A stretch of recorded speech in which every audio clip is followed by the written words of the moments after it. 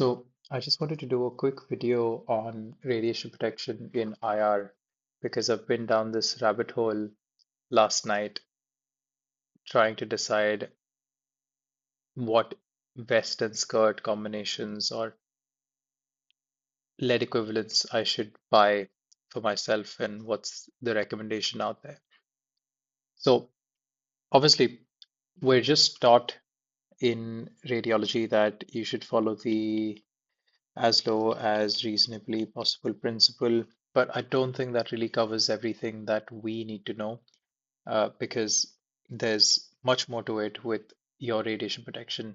But in this video, I'm just going to talk about personalized radiation protection.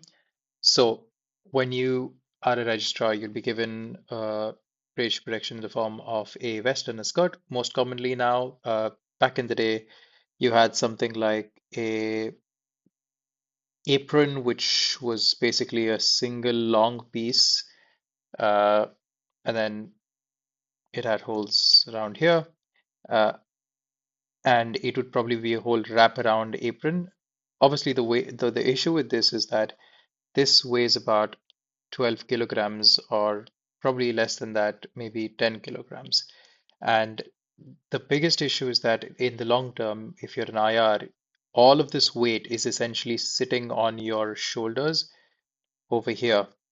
And that's not great for your back. That's not great for your uh, ergonomics and longevity in IR. So essentially, the natural progression was that we moved to a vest and skirt system where you have a vest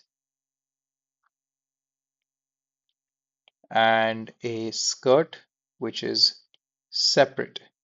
Now, the advantage of this is that A, you've got only half the weight on your shoulders, and the other half is distributed on your hip. And obviously, the again, I mean, you might ask yourself, what's the big deal about distributing out the hip?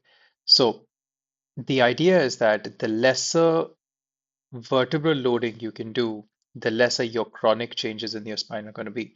And therefore, it's ideal that you have lesser weight on your spine and more on your hips because your legs are going to carry the weight irrespective. It's just about how much of it is being loaded onto your legs compared to your shoulders.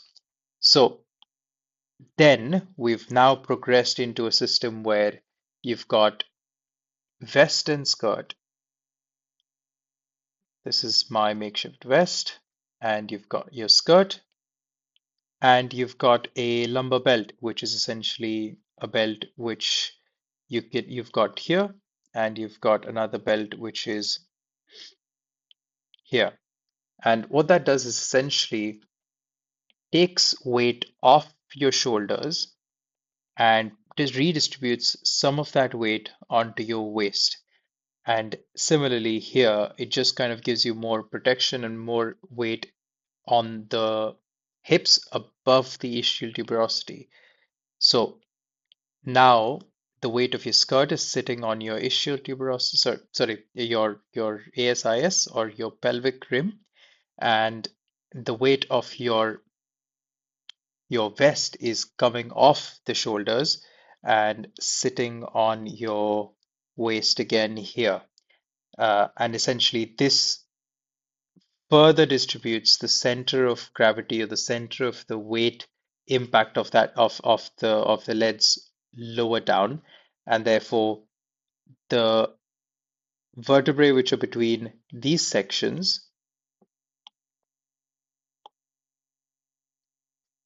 the vertebrae which are between these sections are spared from the majority of the weight impacts which you will have from the lead. So this is the current ideology. Now the future looks something like the same, but it looks more along the lines of either an exoskeleton where you've got this, but what it does is that it's got a external exoskeleton which allows for a single wraparound vest similar to the olden times, but it's attached on the inside with metallic components, and it runs along the back of your legs and underneath your feet. And essentially, whenever you stand and these metallic things are engaged, the entirety of the weight is transmitted through these metal bars and redistributed into the ground. And you essentially end up carrying almost 0 kilograms of weight. Obviously, any system which includes something like this currently is a niche, and it's quite expensive to buy these by yourself, or for even for your hospital to buy these. I guess one could argue if you had significant occupational health things, you could try and acquire them. But these are currently a significant niche, and I hope that there is widespread adoption with price lowerings, etc., once more people start to adopt it. But currently, as it stands, we are working with this version of radiation protection. Now, we've established what type of vest and skirt and why we have this, and I guess it kind of reiterates the importance of why you should be having vests and skirts with belts and have properly fitting ones so that the weight is essentially taken off your shoulders. But I think the most significant question is, well, what is the correct amount of radiation protection? So historically, they've used lead equivalence or lead. So when we started using radiation protection, the protection level was determined by how much lead was in your vest. Now, lead is, when they're making your panels, can be thick or thin. It usually starts from 0.125 mm of sheet in your vest up to 0.5 mm. These are the most common levels. You can technically go up to 0.1 mm, sorry, 1 mm, but this is quite rare because this would be extremely heavy, so we don't end up doing that. And then obviously between 0.125 and zero point 0.5, you've got different levels, which are 0.25 and 0.35 mm. Now, the differences between these levels is essentially the amount of attenuation that they give you. So if you're hit by uh, a certain X-ray beam, how much of it is actually getting through to you? On the lower aspect, 0.25 will give you a protection of anywhere between um, 80 to 85%, and with 0.5, you're kind of getting between 95 to 99%. So I guess you look at this number and you think, well, there's no real use of having a 0.25 or a 0.125 for that matter, which will be even lesser. And you would be correct, but I'll get into the physics of some of this in a bit. Uh, but I want to talk about why we don't use lead anymore. Well, lead has multiple issues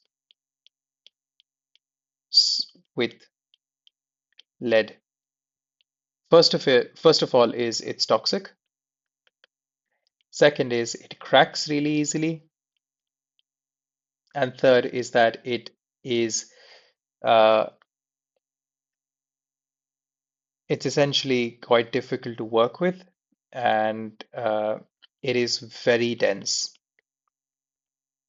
So this essentially increases the weight of your leads. Cracks mean that the life reduces, and if you don't really look after it really well, it will uh, become unusable quite soon. And toxic meaning it might be toxic to you in case the outer covering goes off, or to people around you. So not great. Um, Similarly, the issues which plague lead, it still was used for a significantly long amount of time because of some of the properties that I will discuss in a minute. So, what do we have currently? current materials. Current lead-free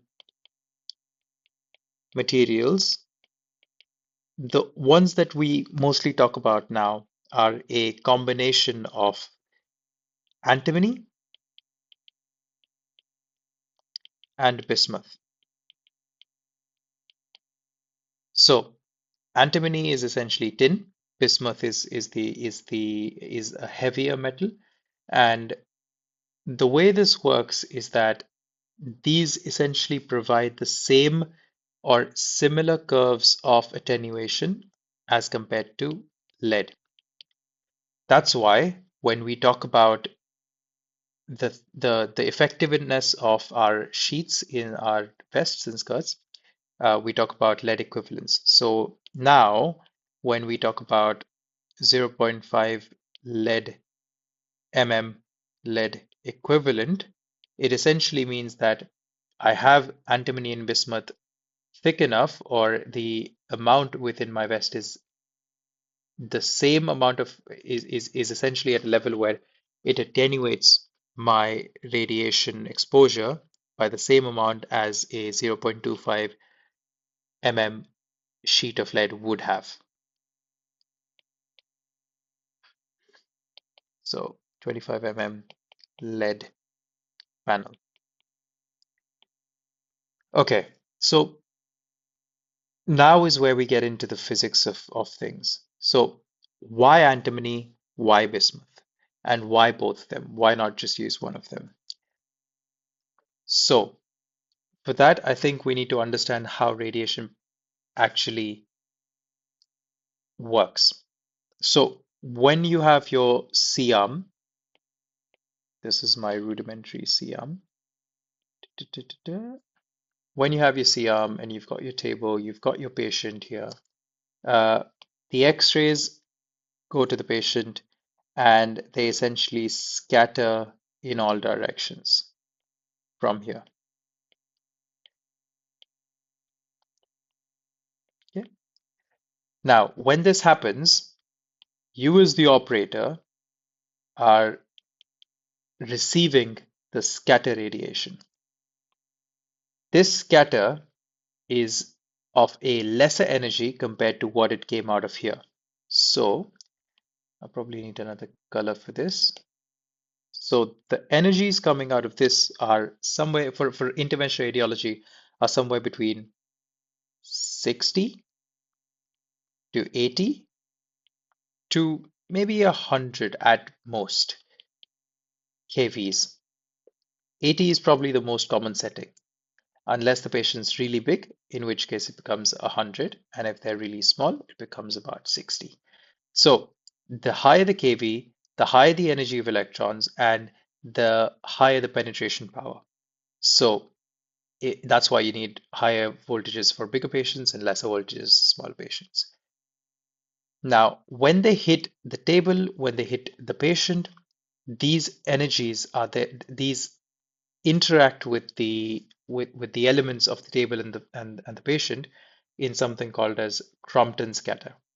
Now, Crompton scatter is essentially, imagine your standard atom. It's essentially looks like this, got electrons in places, and it comes in contact with X-rays, and then X-rays are uh, deflected.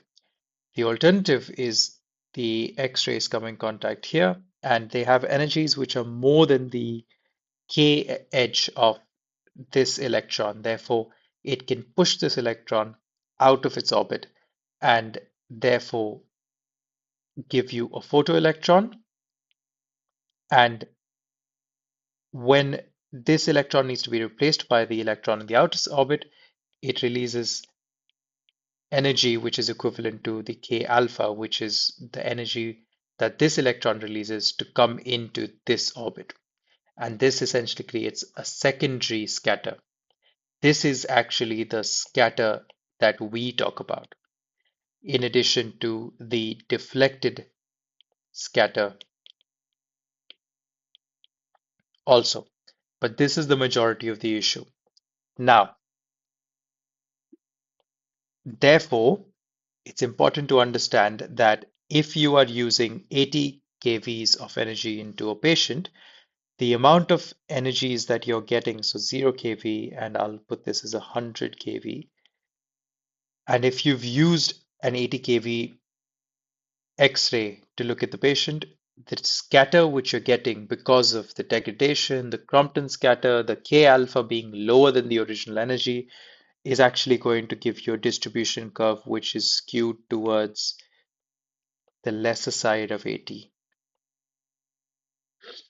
Sorry, that's a really bad diagram, but essentially this is how it looks like. So approximately about 60, maybe 40, yeah, 40, 60, and 20.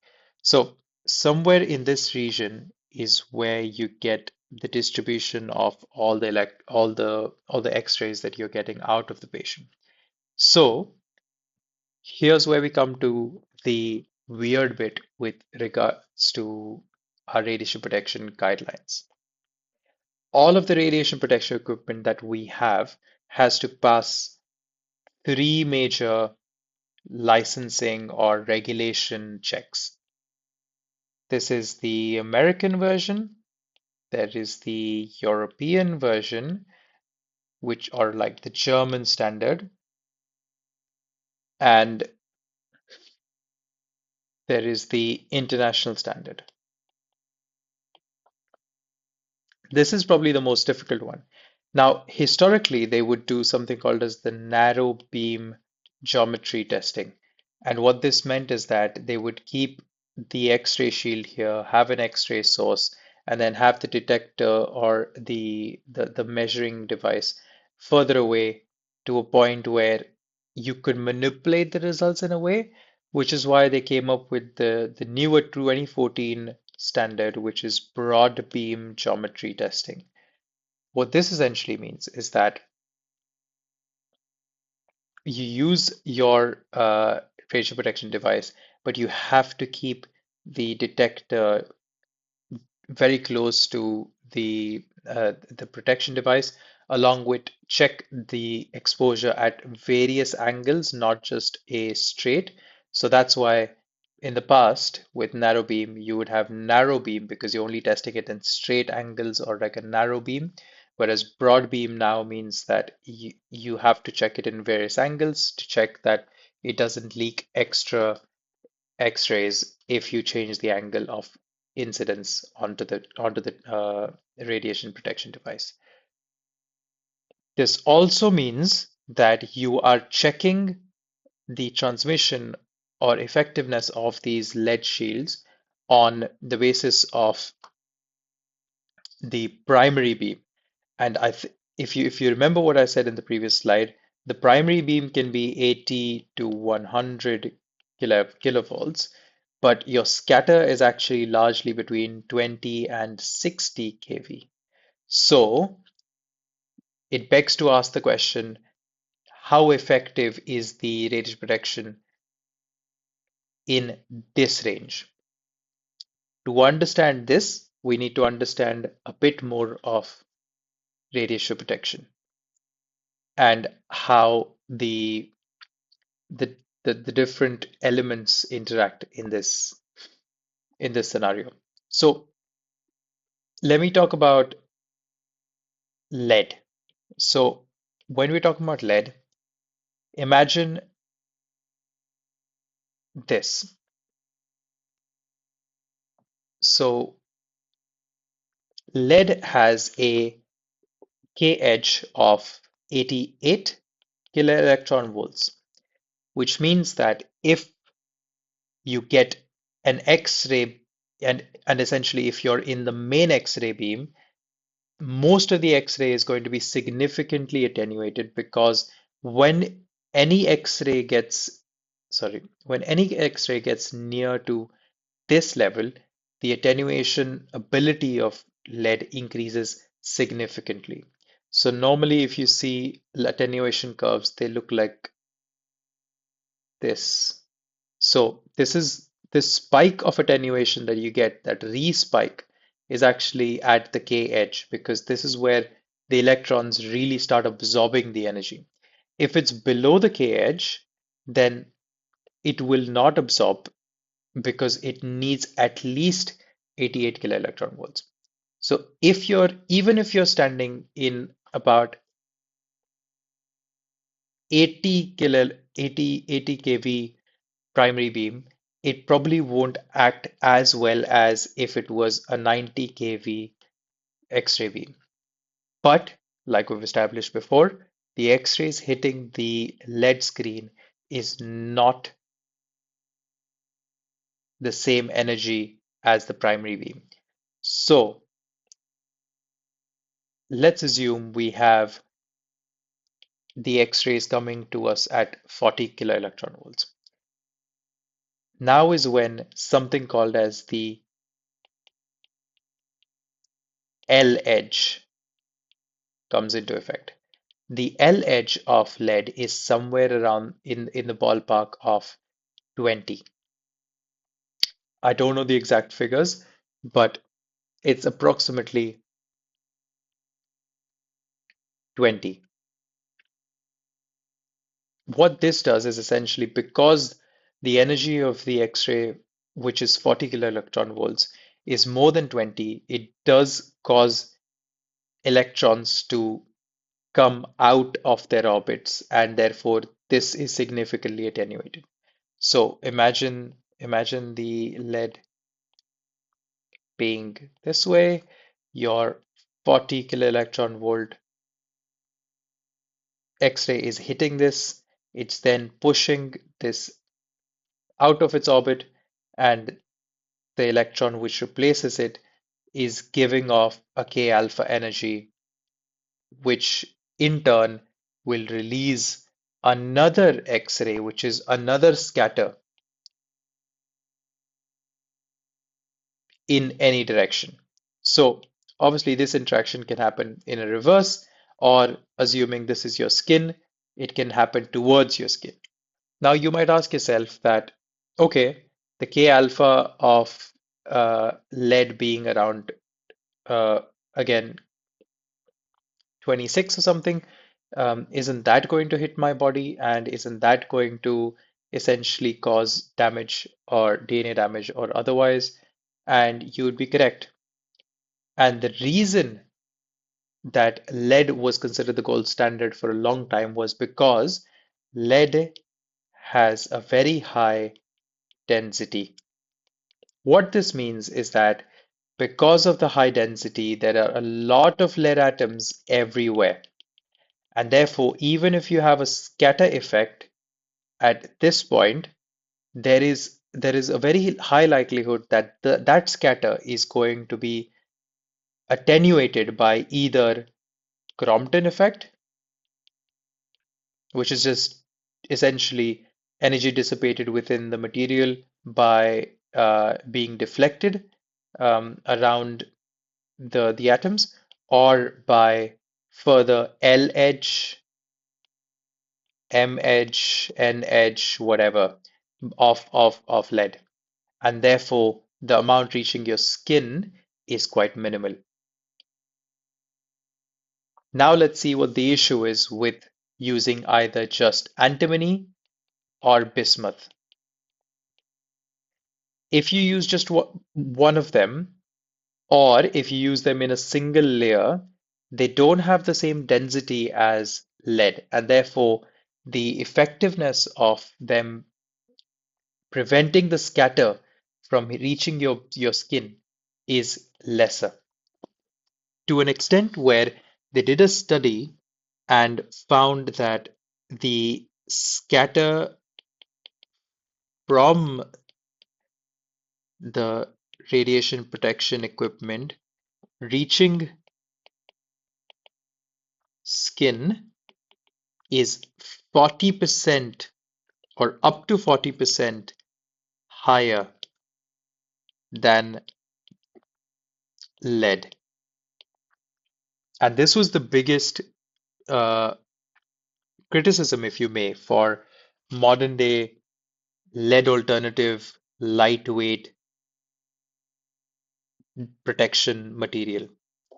So this is where we come to discussing why, particularly one of the companies which makes this product in conjunction with research from Nottingham called Key Armor. What this essentially does is that it positions antimony on the outside, so antimony on the outside and bismuth on the inside. What this does is the antimony allows for low, antimony has a K edge of approximately uh, K edge of 30.5.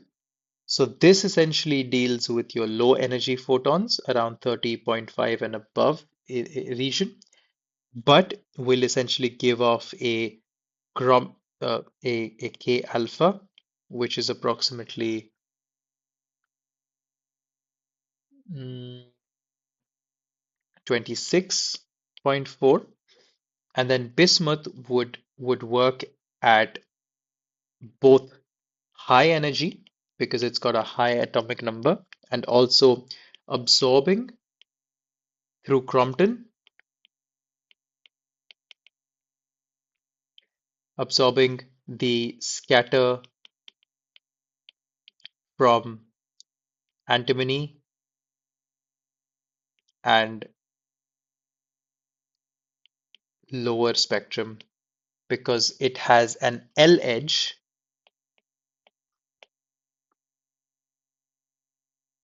of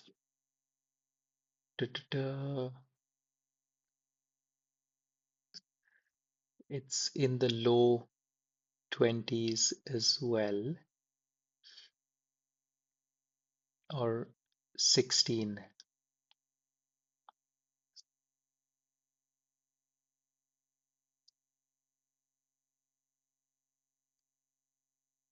Bismuth edge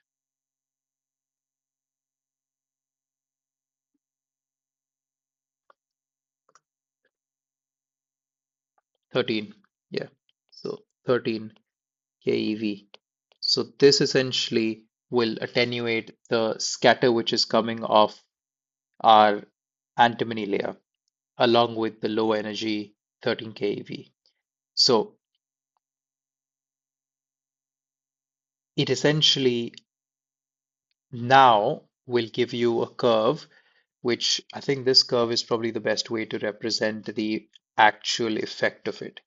Now, if you look at the amount of skin radiation based on the energy, so this is KeV and this is skin transmission at same equivalence. Lead has the best profile where there's very minimal transmission, whereas antimony had a pretty poor profile going like this, and uh, yeah, and bismuth had another profile which essentially looks like this. But so antimony, Sp and bismuth. But if you combine both of them together, it will essentially give you a curve which looks like this. And it essentially acts the same as lead.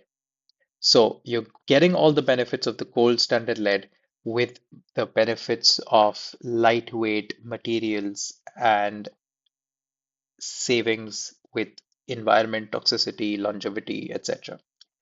So this is antimony, Sp plus Pi. Um, and I think this is probably the best way to represent this data. So now I guess you've understood the physics, you've understood the rationale behind using the products. A lot of the companies don't have this bilayer thing. A lot of them will say that they use a homogeneous mixture of all of this material in multiple layers. But I guess that the issue with that is that you don't know the exact mechanism of interaction because you're essentially hoping that the scatter coming off the final layer is absorbed by the bismuth within the same layer. And the macroscopic approach from key armor is probably the most straightforward and research proven. But anyway, the next question you need to answer for yourself when you contact somebody about getting your own radiation protection is what level of protection do you want? So like I said, there's 0.25, uh, 0.25, 0.35, and zero point 0.5, which are the common configurations. Now, 0.25 is not relevant at the front, so not for front. You could use 0.35 and zero point 0.5 for the front, and I think most places would have 0.35 as the minimum requirement. The only issue with this is that 0.35 at about 80 kV will allow for 86 to 88% transmission, sorry, protection, whereas zero point 0.5 would be 95 to 98% protection. And I guess technically speaking, 0.35 satisfies the professional standards for protection, but when it comes to your own body, I think a lot of people would be thinking, well, why shouldn't I get this? And I think that's a very legitimate question to ask. The issue is that currently, even with our combination, uh, antimony and bismuth combinations, the density that you get is about 3.6 pounds per meter square. Um, sorry, kilograms per meter square. And for zero point 0.5 lead equivalent, you would probably be looking at about 5.1 kilograms per meter square. So, at the end of the day, it adds weight for the same amount of for the same area of protection. And the way I look at it is that historically, what most places have done is that they have got 0.35 panel at the front and 0.35 panel at the back. But if you actually look at the ergonomics and the way that you operate, it's almost never that you're facing your back towards the X-ray or the scatter.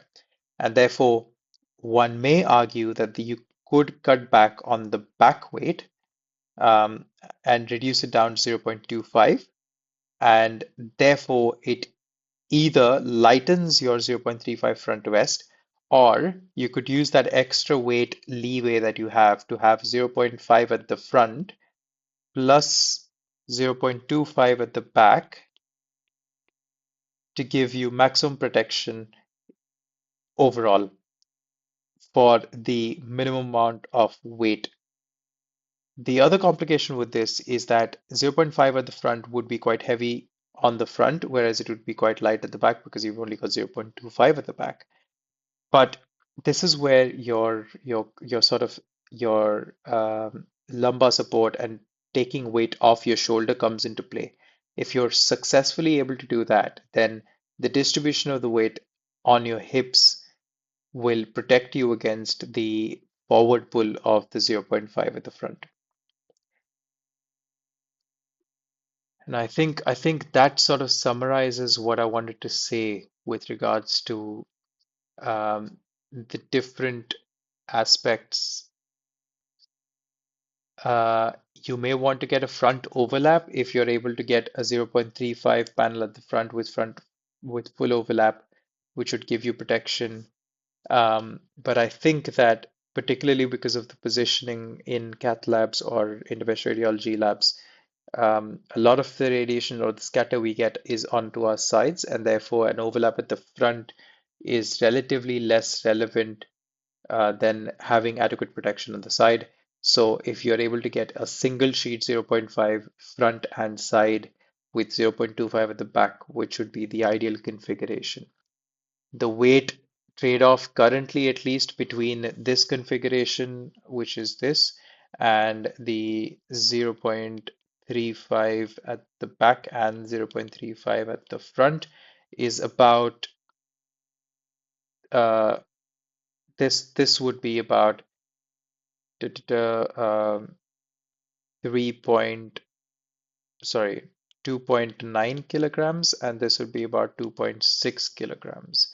So the weight difference is about minus 300 grams, but I guess it 300 grams in the grand scheme of things is not significant. And I think A lot of the older lead vests were significantly heavier than this.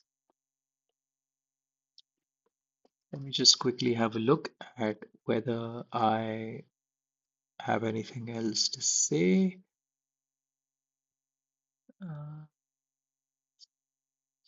yeah, and I think finally, as a final point, I think a lot of the places have adopted a 0.35 standard for their staff only because they have also invested in lead skirts and overhead acrylic lead shields such that it reduces the amount of scatter reaching your body. And therefore, if the volume of scatter reaching your leads is lesser, the amount of attenuation becomes less relevant.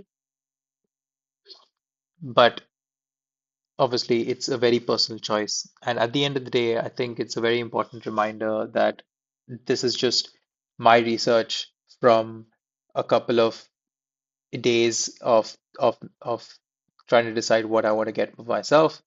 Um, you should consult your own radiation protection physicist or do your own research. Um, this is just my personal opinion and sort of uh, a teaching video. Uh, Before we go, I will point towards a 2025 study published in the Society in the sort of Journal of Vascular Surgery, which essentially established that the 0.35 lead equivalent aprons provide similar protection compared to the zero point 0.5 lead equivalent aprons during fluoroscopic interventions. And obviously, they had a very small sample size, but they found that on average, they would be able to get radiation dose attenuation of 86 to 87% with the 0.35 and approximately 93% with zero point 0.5. So they concluded that this was not statistically significant and have transitioned to a 0.35 system. So lots of evidence to say that 0.35 is adequate. Um, I think it probably comes down to personal preference and what you would like to do. Anyway, I think for me particularly, it's important that we